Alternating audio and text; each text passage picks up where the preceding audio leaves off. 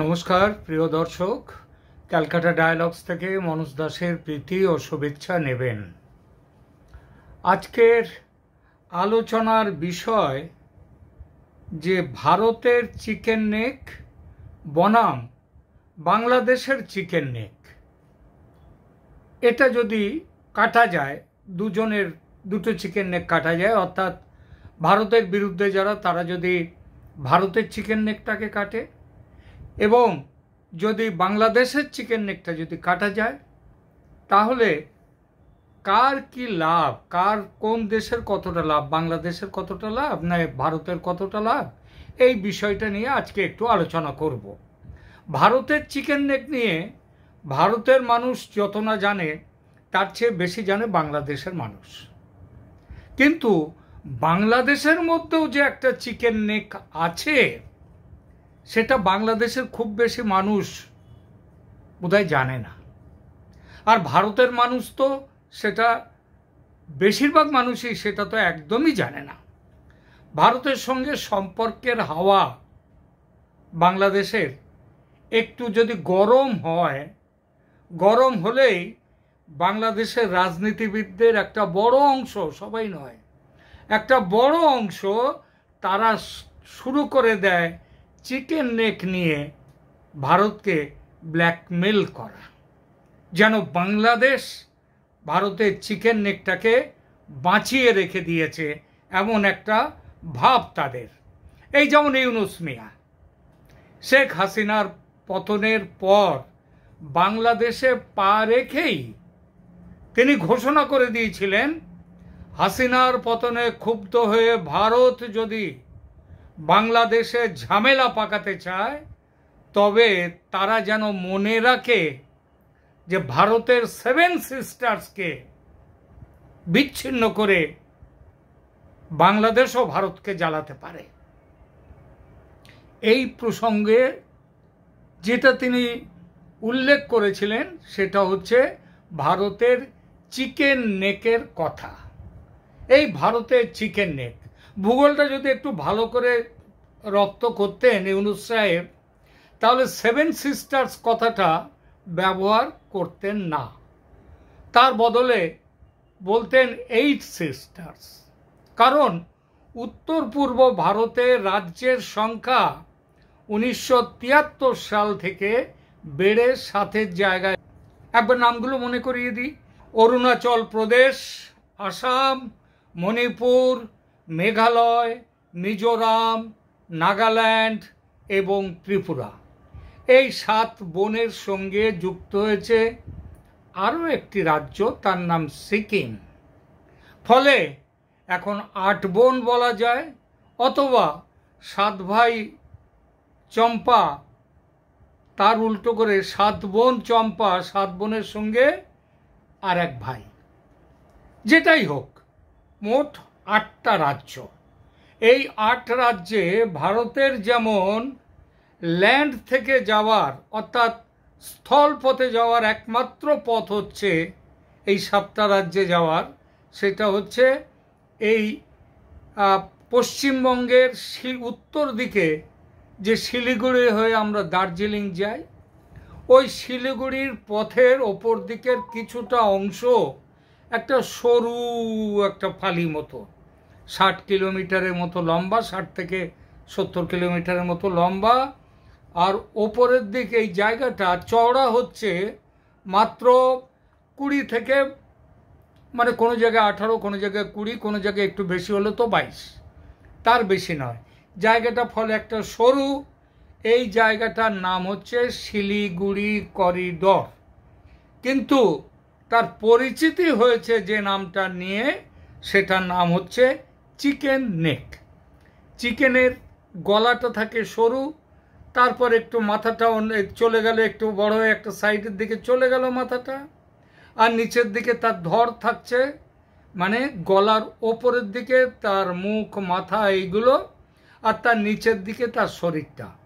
তো এইটার জন্য এই জায়গাটাকে বলা হয়, ওই জায়গাটুকুর নাম হয়েছে চিকেন নেক।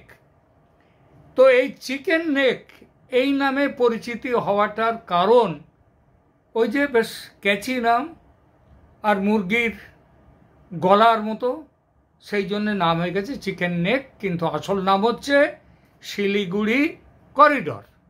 যারা এই জায়গাটাকে চিকেন নেক বলে সম্বোধন করেন, বিশেষত ভারতের মানুষ নয়, বাংলাদেশের মানুষ কোনোদিন শিলিগুড়ি করিডর বলবেন না, মানে একটা বড় সংখ্যার মানুষ, আমি সব মানুষকে এক জায়গায় নেবেন না, তারা এই জায়গাটার নাম দিয়ে দেয় চিকেন নেক।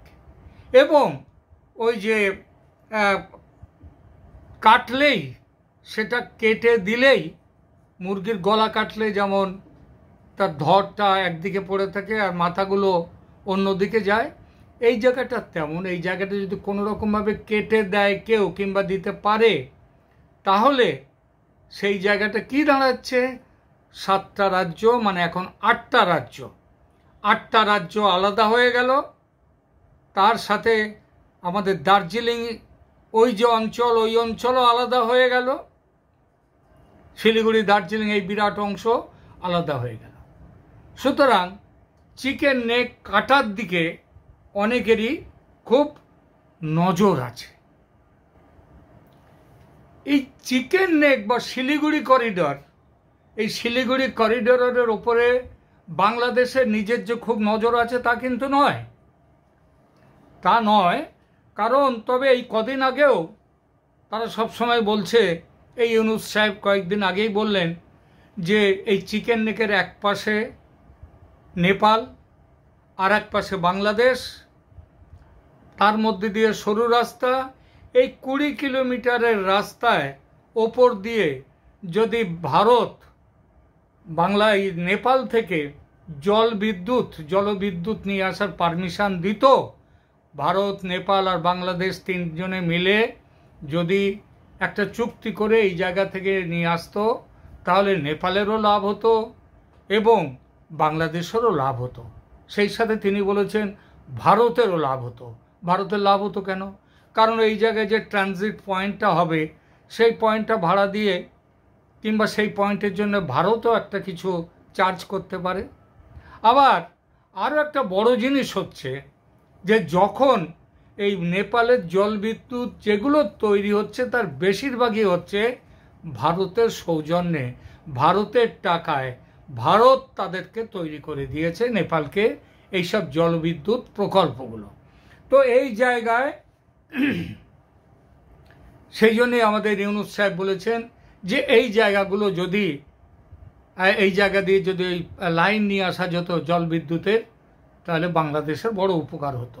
কিন্তু এটা তিনি কখনোই তার মাথায় নেই যে এই শিলিগুড়ি করিডর এইটা যে তিনি পাবেন না। তার কারণ হচ্ছে যে নিজের জন্য কোনোদিন বাংলাদেশ চাইবার মতো সামর্থ্য হবে না।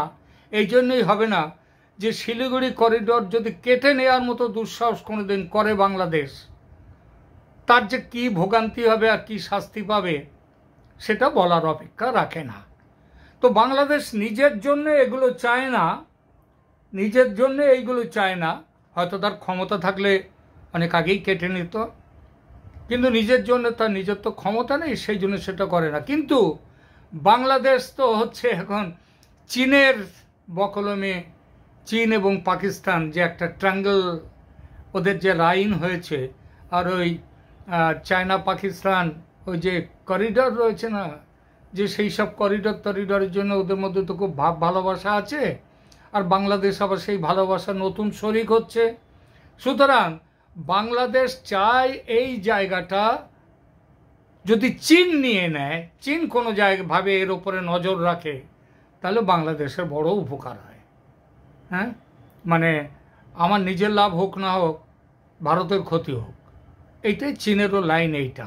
আর এই লাইনটাকে এখানে চীনও অনেক দিন ধরে চেয়ে রয়েছে যে যদি কোনো রকমভাবে এই চিকেন নেকটাকে কেটে দেয়া যায়, তাহলে ভারতের সাথে, মেনল্যান্ডের সাথে এই জায়গাগুলো, ওদিকে দার্জিলিং থেকে শুরু করে 8টা রাজ্য, এই 8টা রাজ্যে ভারতের সব, ভারতের আর কিছু অস্তিত্ব রাখবে না। ওটা চীন ওটা দখল করে নেবে। এই ভুটানকে দখল করবার চেষ্টা করেছিল ডোকালামে, আপনাদের হয়তো মনে আছে, হাম্পিতে সেখানটায় যে বড় রাস্তা তৈরি করবার জন্যে করেছিল। বাংলাদেশের ভারতের সেনা চীনের বিরুদ্ধে সেখানে রুখে দাঁড়িয়েছিল বলে করতে পারেনি কিছু। আগে ভুটানের সাথে ভারতের একটা চুক্তি ছিল, সেই চুক্তিটা সেখানে ছিল যে বিদেশ মন্ত্রকের ব্যাপারে, প্রতিরক্ষার ব্যাপারে এবং বিদেশ মন্ত্রকের ব্যাপারে ভারতের সাথে পরামর্শ না করে ভুটান কোনো ব্যবস্থা নেবে না। কিন্তু মনমোহন সিংয়ের সময় ওই যে আগে যে চুক্তি ছিল সেই চুক্তি নবীকরণ করবার সময় মনমোহন সিং মহানুভব তিনি এই চুক্তির এই ক্লজটা বাদ দিয়ে দিয়েছিলেন। বাদ দেওয়ার পরে কি এসে গেল যে দরকার হলে ভুটান বিশ্বের অন্য কোনো দেশ থেকে সাহায্য নিতে পারে, তার প্রতিরক্ষার ব্যাপার দেখতে পারে, তাদের সাথে পররাষ্ট্র সম্পর্ক তৈরি করতে পারে, আরও নিবিড় করতে পারে। এবং এইভাবেই 2010-এর পরে এই চুক্তিটা হওয়ার সাথে সাথেই ভুটান কিন্তু চীন থেকে অস্ত্র আমদানি শুরু করেছিল। তাহলে ব্যাপারটা দাঁড়ালো যে যদি ভারতকে যদি চিকেন নেক কেটে দেওয়া যায়, পুরো উত্তর মানে পশ্চিমবঙ্গের পুরো উত্তরাঞ্চল, শিলিগুড়ি টুড়ি এইগুলো সমস্ত, এবং তারপরে ওই 8টা রাজ্য কাটা পড়ে যাবে।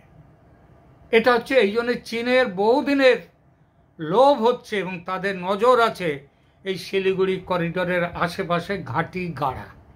এই মাসের 26 তারিখে মানে 26শে মার্চ ইউনূস সাহেব চীনে যাচ্ছেন। চীন তাকে নিয়ে যাওয়ার জন্য আলাদা বিমান পাঠাচ্ছে, সেই বিমানে তিনি যাবেন। খুব সম্ভব সেদিন ওখানে যাওয়ার পর তিস্তা ব্যারেজ চুক্তি হবে, কারণ এখান থেকে অনতি দূরেই হচ্ছে তিস্তা ব্যারেজ প্রকল্প বাংলাদেশের। সেই তিস্তা ব্যারেজ প্রকল্প দখল করবার জন্যে চীন বহুদিন ধরে ওঁত পেতে বসে আছে। শেখ হাসিনা মোদির শপথ গ্রহণ অনুষ্ঠানে 2024-এর মাঝামাঝি তিনি যখন এসছিলেন, ভারতের সঙ্গে চুক্তি করেননি, কথাবার্তা পাকা হয়ে গিয়েছিল। তারপরে শেখ হাসিনা চলে যান, চীনে যান, এবং যখন চীন জানতে পারে যে ভারতের সাথে তিস্তা ব্যারেজ চুক্তি মোটামুটি পাকা হয়ে গেছে, তখন পত্রপাঠ শেখ হাসিনাকে ফেরত পাঠিয়ে দেন।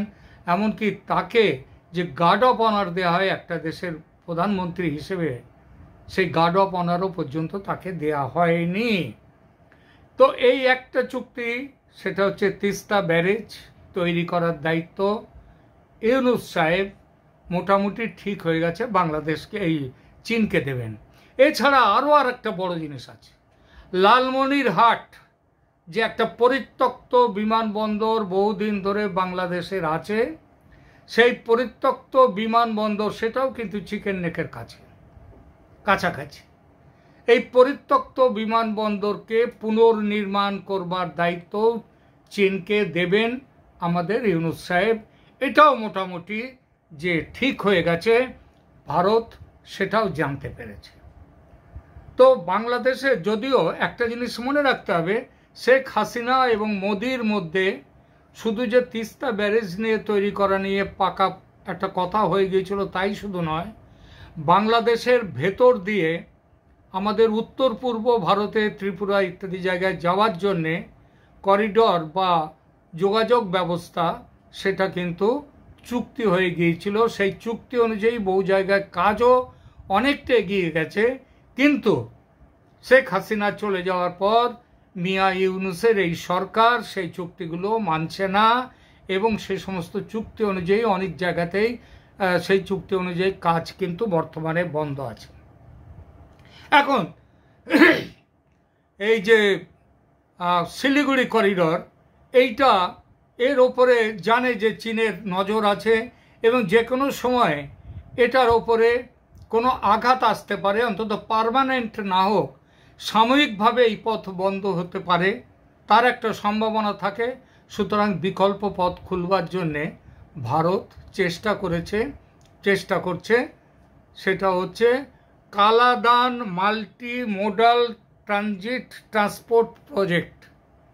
কলকাতা বন্দর থেকে সিধা জলপথে মায়ানমারের রাখাইন প্রদেশের যে সিটোয়ে বন্দর আছে, তাদের রাজধানী ওটা রাখাইন প্রদেশের, সেইখানটায় যাওয়ার জন্য জলপথে সেখান থেকে জলপথ এবং স্থলপথ মিলিয়ে টেকনাফ নদী এবং এর ওপর দিয়ে আমাদের ভারতের একটা ব্যবস্থা করছে, সেটা হচ্ছে মিজোরাম পর্যন্ত চলে যাবে, মিজোরাম পর্যন্ত যাবে। এই একটা রুট তৈরি, এই রুট তৈরি শুরু হয়ে গেছে, অনেকটাই হয়ে গেছে, কিছু কাজ বাকি আছে।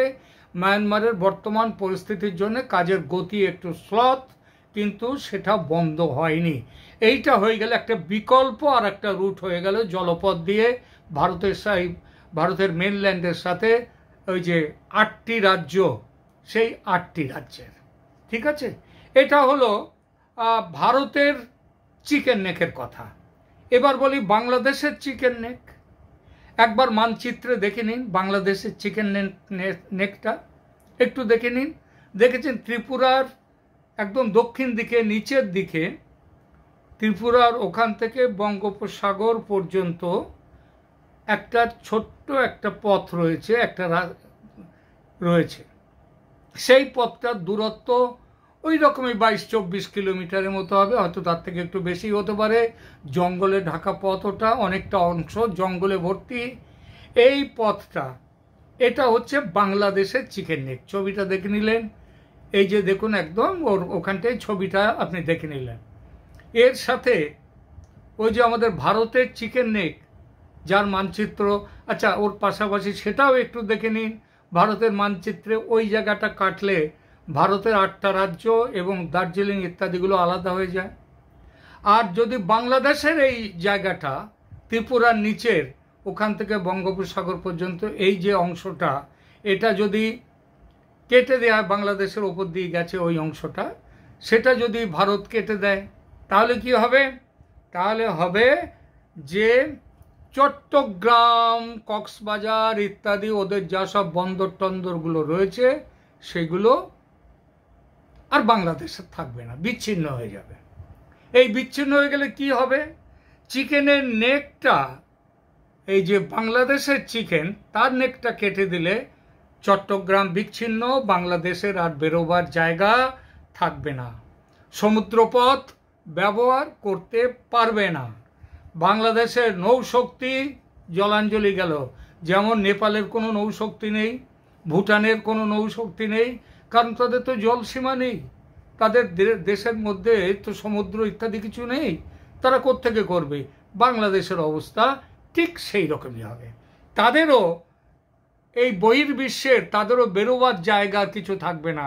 বহির্বিশ্বের কোনো দেশ, এমনকি চীন, মায়ানমার, পাকিস্তান, আরও যেসব দেশ বাংলাদেশে এসে তাদের সাথে নৌ সম্পর্ক করছে, সমুদ্র পথ দিয়ে এসে বাংলাদেশে আসছে, সে পথটা পুরোপুরি বন্ধ হয়ে যাবে। কারণ চট্টগ্রামের নৌবন্দর, ওই চিকেন নেক, বাংলাদেশের চিকেন নেক কাটলে চট্টগ্রামের নৌবন্দর সেটা ভারতের দখলে থাকবে।